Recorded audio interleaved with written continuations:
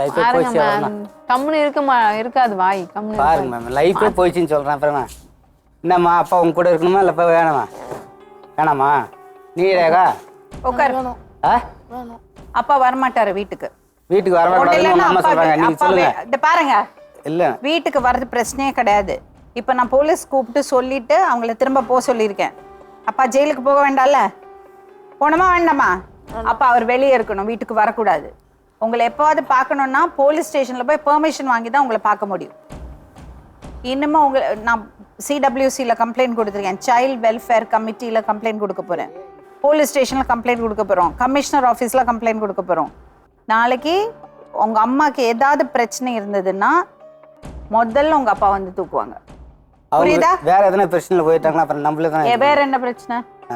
அவங்க வேற யாரு கூட அப்படி சொல்லுமே. அப்புறம் வேற எதனா பிரச்சனை அவங்களே எதோ பண்ணிட்டாங்க அப்பதான் உங்களை தான் தூக்குவாங்க. அவங்களுக்கு எந்த தொந்தரவும் இருக்கக்கூடாது. நாம பண்ணல மேம். நீங்க பண்ணலனாலும் உங்களை தான் தூக்குவாங்க.